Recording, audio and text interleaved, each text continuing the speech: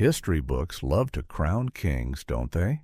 It's all about the glorious emperors, the valiant generals, the great men who supposedly steered the ship of civilization. But what if I told you some of the biggest, most jaw-dropping plot twists in human history were actually written by women the textbooks barely even bother to mention?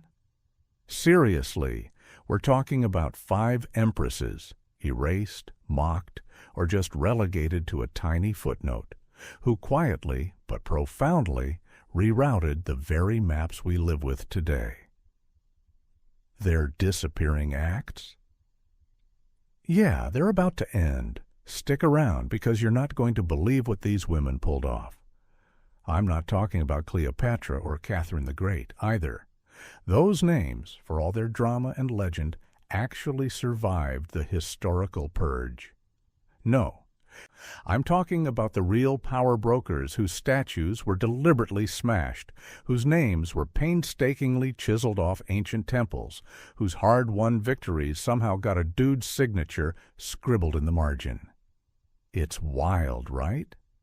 From the sun-baked banks of the Nile to the bustling markets of the Niger, from the gleaming marble of Byzantine palaces to the muddy tracks of Merovingian Europe, their fingerprints are still there. You just have to know where to look, and sometimes you have to dig a little. We're going to count them down. 5 times history tried its absolute best to hit the delete key, and 5 phenomenal women who, against all odds, managed to hit save anyway. Get ready to have your mind blown. Before we dive into these incredible stories, I've got to ask, where in the world are you watching from? Are you Team Hatshepsut already, or are you about to meet your new historical hero? Drop a comment below and let me know. And if you're as obsessed with uncovering hidden history as I am, hit that subscribe button and ring the notification bell. Trust me, you're going to want to stick around for this journey. These women deserve their spotlight, and together we're going to make sure they get it. All right, let's get into it. All right, picture this. It's ancient Egypt, around 1479 BCE. The air is thick with the scent of incense and the sound of distant drums, and a mere 12-year-old boy is wearing the double crown, theoretically ruling the greatest empire on earth. But let's be honest, he's just a kid. Behind that gilded throne, pulling all the strings with a quiet, steely resolve, stands his stepmother, Hatshepsut. She's the queen, the regent, the one actually running the show. And within 2 short years, that boy is still technically king. But let's be crystal clear. Every single port, every bustling quarry, every tax barge sailing up and down the mighty Nile River, they all answer directly to her. Hatshepsut isn't just a figurehead, she's the undisputed CEO of the Nile. Now, here's where she truly diverged from the typical pharaonic playbook. Instead of launching endless bloody wars of conquest, which, let's face it, was the standard operating procedure for male pharaohs, Hatshepsut decided to focus on prosperity. She started expeditions, epic voyages of discovery and trade. The most famous one? Her incredible journey to the mythical land of Punt. Imagine the logistical nightmare of organizing a fleet of ships, sailing them down the Red Sea, through uncharted waters, all to bring back exotic goods. But she did it. And what did they bring back? Mountains of fragrant myrrh, sleek panther skins, and, get this, living panthers. Can you even imagine the ancient Egyptian equivalent of a FedEx tracking number for a live panther? It's astonishing. This wasn't just about collecting cool stuff, though. This was about economic strategy. Trade surged. The royal treasury didn't just grow, it doubled. And what did she do with all that surplus? She poured it right back into Egypt, transforming the landscape with architecture so grand, so sleek, so utterly magnificent that later pharaohs basically just copy-pasted her designs. Her mortuary temple at Deir el-Bahri is a masterpiece, a testament to her vision and her reign's prosperity. It was a golden age built on commerce and construction, not on conquest. Then she pulled a marketing stunt that would make modern PR gurus blush. To solidify her authority in a world absolutely obsessed with male leadership, she started appearing in full pharaonic regalia, the traditional male kilt, the ceremonial false beard, and the full royal titulary. Statues from her reign depict her unequivocally as a bearded dude. Why? Because if the ancient Egyptian patriarchy, only respected male authority, then fine, she'd wear the costume. She'd play the part, all while cashing every single check, steering the entire ship of state. For 2 glorious decades, Egypt prospered under her watch. Art flourished, new roads were paved, and, perhaps most importantly, nobody starved. She brought stability and abundance to her people.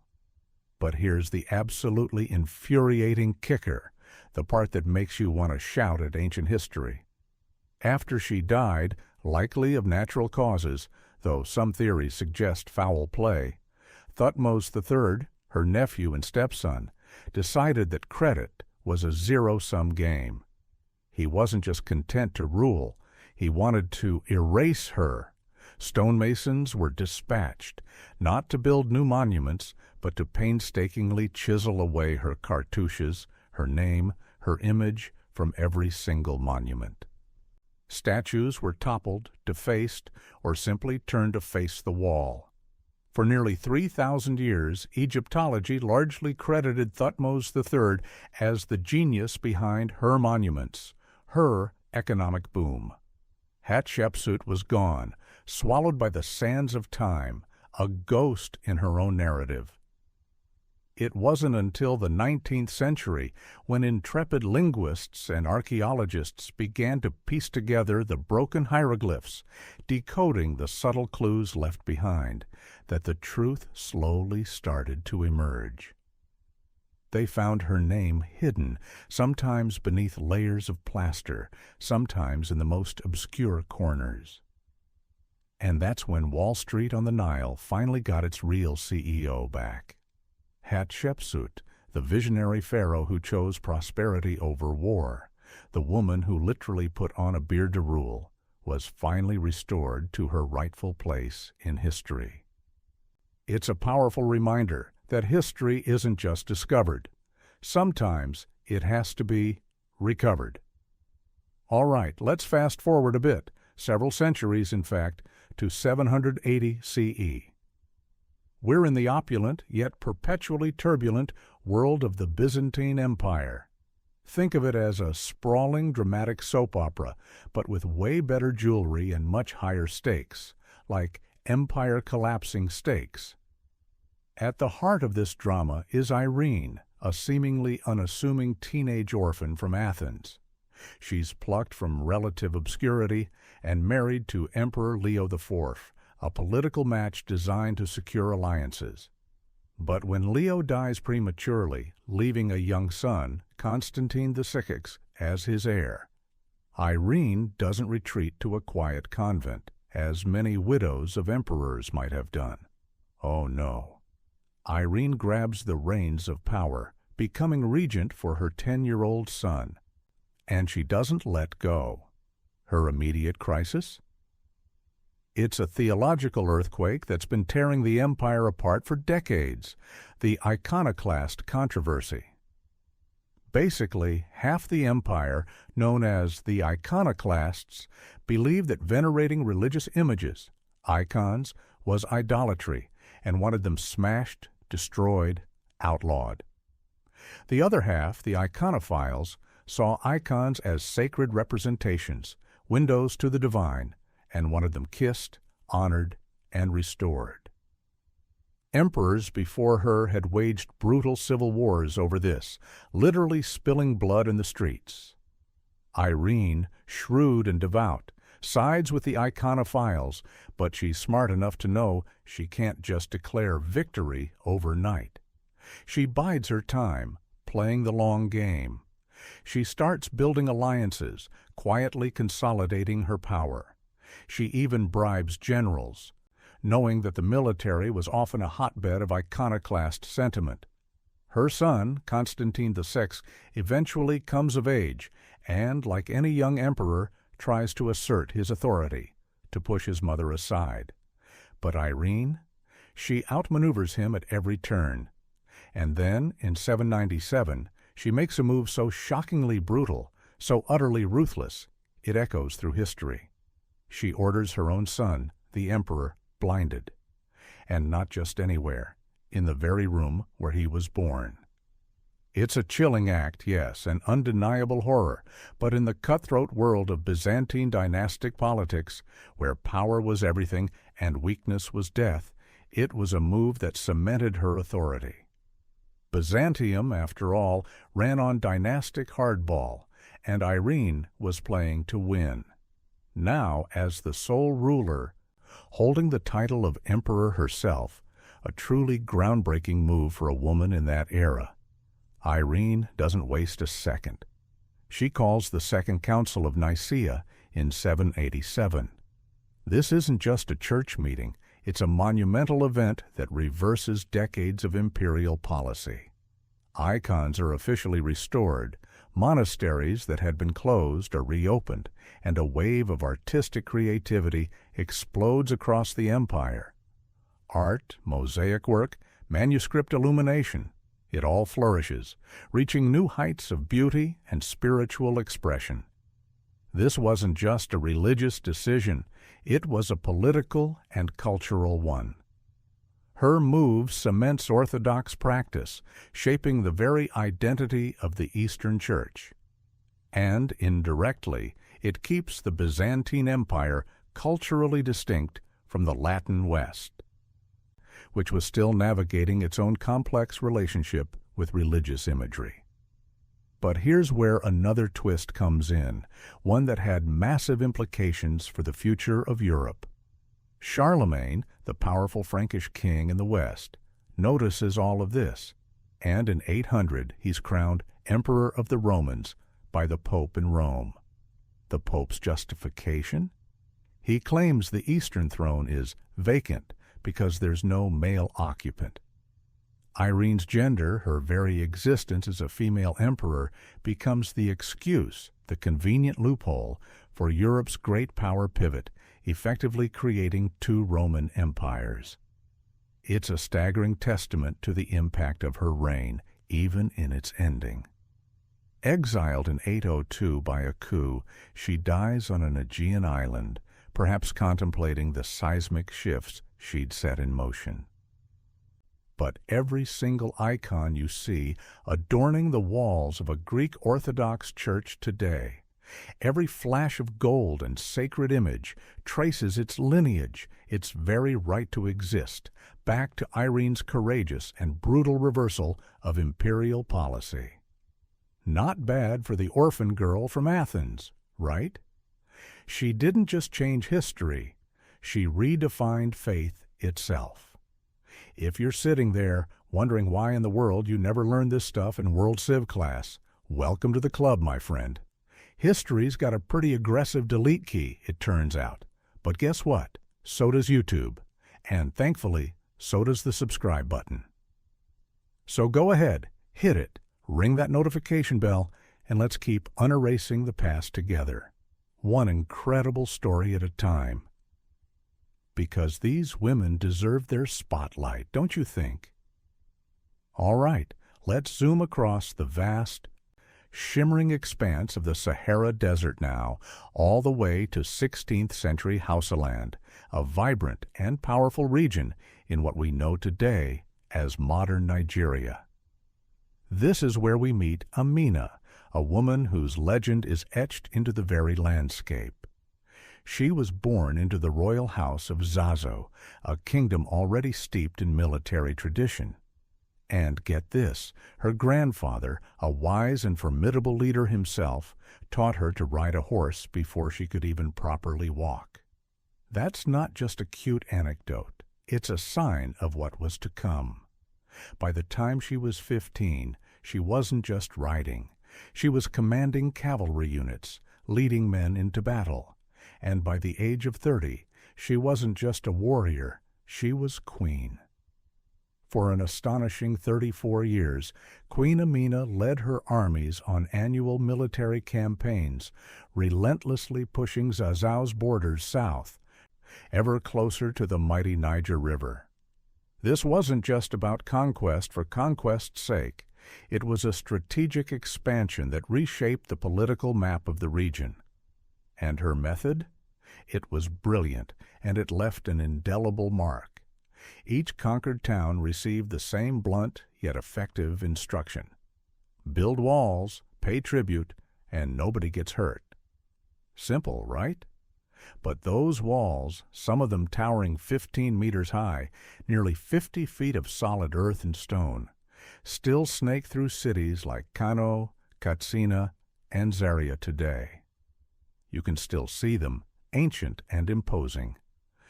Urban legends quite rightly call them Amina's walls. But they're so much more than just stone fortifications.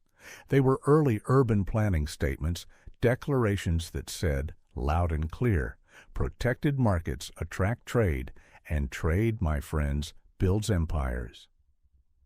She understood the synergy between military might and economic prosperity. What's even more remarkable is how Amina shattered gender norms in a profoundly male-dominated society. She didn't just lead men, she mainstreamed women in the military. Imagine female bodyguards patrolling the palace, fiercely loyal and highly skilled. Picture archer units, women among them, wearing breastplates of iron, standing shoulder to shoulder with their male counterparts. Her army was a force to be reckoned with, reflecting her own indomitable spirit. Hausa oral epics, the living history of the people, remember her with a powerful, rhythmic chant. Amina, daughter of Nakata, a woman as capable as a man. That's high praise in any culture, but especially in a world where female leadership in battle was an anomaly. And here's a crucial point. Europeans hadn't even arrived on the scene yet. So her formidable reputation, her legacy, wasn't filtered, distorted, or diminished through colonial translators or biased foreign chroniclers. It was pure, regional, and universally respected by the people she ruled and fought alongside. Death, as it always does, eventually caught up with her in 1610. And, as so often happens with powerful women in history, later chroniclers, uncomfortable with the idea of a fiercely independent female ruler, tried to tame her story. They attempted to marry her off to imaginary princes, to fit her into a more palatable narrative of a queen who ruled through a man. But archaeological digs tell a very different and far more compelling story. There's no evidence of a co-ruler, no prince consort. Instead, what archaeologists found were arrowheads, the skeletal remains of horses, and those unmistakable, towering walls. Those walls are her true monument, a testament to her vision and her power. Modern Nigeria, thankfully, has begun to reclaim her legacy. Her face graces the 1990s 20 naira note, a symbol of national pride. But outside of West Africa, she's still, tragically, a ghost. A ghost with ramparts you can literally GPS, a legacy carved in stone and remembered in song, just waiting to be fully acknowledged by the rest of the world. Let's shift our gaze further south now, beyond Egypt, to the ancient and powerful kingdom of Kush, nestled along the Upper Nile in what's present-day Sudan. This is a land of rich history, unique culture, and formidable queens. The year is 25 BCE, and the mighty Roman Empire, under the iron fist of Augustus, is expanding, gobbling up territories with insatiable hunger. Rome's prefect in Egypt, a man named Gaius Petronius, gets a little too cocky. He raids Kush, enslaves villagers, and, in a deeply symbolic act of disrespect, topples a statue of a Kushite queen. It was classic imperial trash talk, a clear message. We're here, we're stronger, and we don't respect your rulers. But Petronius made one crucial mistake. He underestimated the Kandake. The Kandake, or Queen Mother, was a title of immense power and spiritual authority in Kush. And this particular Kandake was Amanirenas. Her response to Rome's arrogance wasn't fear, it was fury. She declared war, and she did it with only one eye. Legend has it she lost the other in battle years earlier, a testament to her already legendary warrior status. Can you imagine the sheer audacity, the raw courage of a one-eyed queen declaring war on the most powerful empire the world had ever seen? She didn't just declare it, she led it. Amanirenas marched north at the head of an army of 30,000 warriors. This wasn't some ragtag militia. This was a well-trained, highly motivated force. Using ingenious hit-and-run desert tactics perfectly suited to the harsh terrain, she outmaneuvered the Romans. She captured the Roman fort at Syene, a crucial strategic outpost. She didn't just take it. She hacked down imperial banners, symbols of Roman dominance, and then, in a move that screams defiance, she sent the bronze head of Emperor Augustus himself back to Kush, not to display it, not to melt it down, but to use it as a doorstop. Literally. Archaeologists later found it buried beneath her palace steps, positioned so that every time she or anyone entered her chambers, they would step on the head of the man who dared to challenge Kush. That's a mic drop for the ages. Rome, naturally, was not amused. They sent legions, massive armies to retaliate. But Amanirenas was relentless. She raided again and again, refusing to be pinned down. The Nile levees were breached, crops rotted in the fields, and Emperor Augustus's meticulous accountants started crunching the numbers back in Rome. The cost of holding this distant, arid frontier, of fighting this tenacious, one-eyed queen, was simply astronomical. It was costing more to tax the region than they were actually gaining. So, in 21 BCE, something truly extraordinary happened. Rome signed a peace treaty. And it was a treaty that heavily favored Kush. No tribute to Rome, a fixed and favorable border, and Roman prisoners were returned. It's one of the very few times in his long, illustrious, and often brutal career that Emperor Augustus, the man who built an empire, actually backed down. He met his match in a Kandake. Amanirenas died around 10 BCE, but her incredible truce kept the region stable for 3 centuries. Think about that. 300 years of peace and independence, all thanks to her military genius and diplomatic prowess. Without her, there would likely be no independent Kush, no later Christian kingdoms of Nubia, and perhaps no breathtaking UNESCO pyramids at Meroe, standing proud and defiant in the desert today, a testament to a civilization that held its own against the might of Rome. She wasn't just a queen. She was a bulwark, a shield that protected her people and shaped the course of an entire region. Now, let's make a dramatic shift, all the way to 6th century France. But forget everything you think you know about France.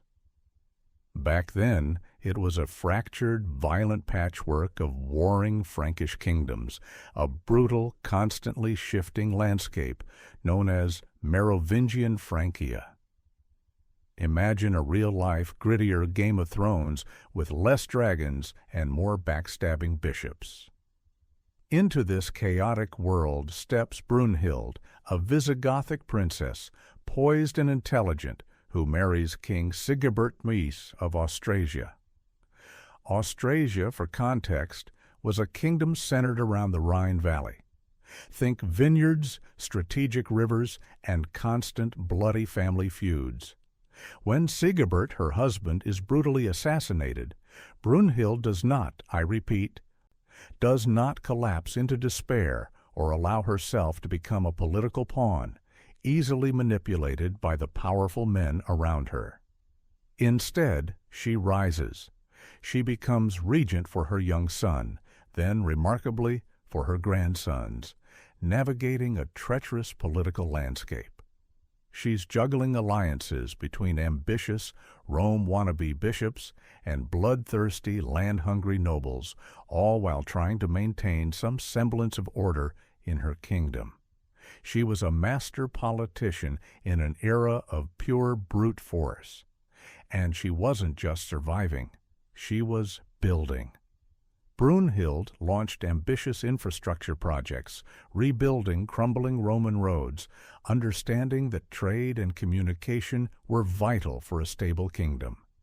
She refounded monasteries, recognizing their importance as centers of learning and spiritual authority. And critically, she issued decrees in her own name, a truly rare and audacious move for a queen in the Merovingian period. This wasn't a man's signature with her consent.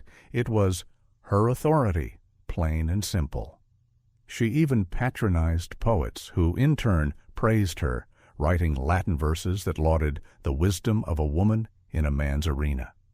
She was a force of nature, but power, especially female power, always breeds enemies. Her most formidable foe? The infamous rival queen, Fredegund? Yes, you heard that right. Two queens locked in a decades-long, intensely personal, and incredibly violent struggle for supremacy. Their feud was epic, a saga of poisonings, forged letters, assassinations, and at least one pitched battle that rivaled any male conflict of the era. It was a clash of titans, two powerful women refusing to yield. Ultimately, in 613, after decades of relentless struggle, Brunhild was captured. Her enemies, desperate to delegitimize her and justify her downfall, accused her of witchcraft, the classic smear campaign against powerful women. And her execution? It was horrific, designed to be a spectacle of maximum brutality.